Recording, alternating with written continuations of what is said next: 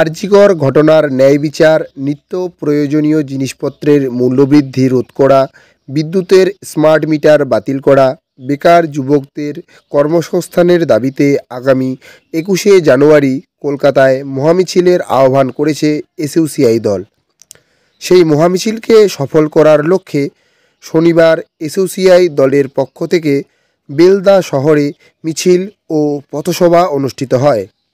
এই দিন বেলদা কালী মন্দির থেকে মিছিল শুরু হয়, বেলদা ট্রাফিক স্ট্যান্ডে শেষ হয়। সেখানে পথসভায় বক্তব্য রাখেন দলের জেলা কমিটির সদস্য প্রদীপ দাস, বংশী মণ্ডল, দীপক পাত্র, বেলদা লোকাল কমিটির ইনচার্জ মানস কর প্রমুখ নেতৃবৃন্দ।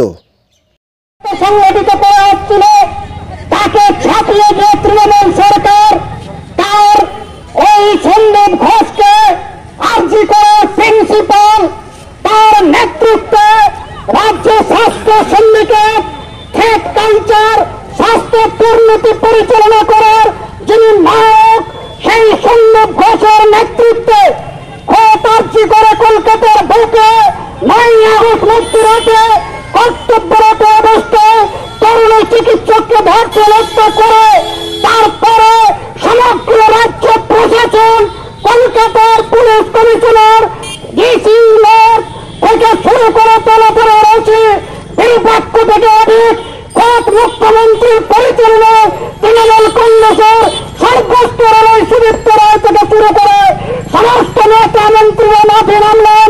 তারা একের পর এক তথ্য প্রমাণ লোপাট করলেন, সিসিটিভি ফুটেজ ধ্বংস করলেন, হত্যা মিনার সঙ্গে সেই রুমটা পর্যন্ত ওই স্বাস্থ্য ভবনের নির্দেশে রাতারাতি ভেঙে দেওয়া হলো। এত সমস্ত ঘটনা যার নেতৃত্বে সংগঠিত হয়েছিল সেই কুখ্যাত সন্দীপ ঘোষ, তিনি ধরা পড়লেন এবং রাতারাতি সুপ্রিম কোর্ট, বিজেপি তারা এই তৃণমূলের সঙ্গে আন্ডারস্ট্যান্ডিং করে এটাকে সুপ্রিম কোর্টে নিয়ে ৪ মাস পরে সুদীপ্ত ঘোষ, ওই সন্দীপ সেন যিনি অ্যারেস্ট হয়েছিলেন, তাকে ৩ মাসের মাথায় বিন্দুমাত্র চার্জশিট না দিয়ে খালাস করে দেওয়া হলো।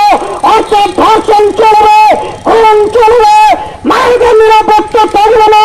এই ভয়ঙ্কর বার্তা তৃণমূল এবং বিজেপি তদন্তকারী সংস্থা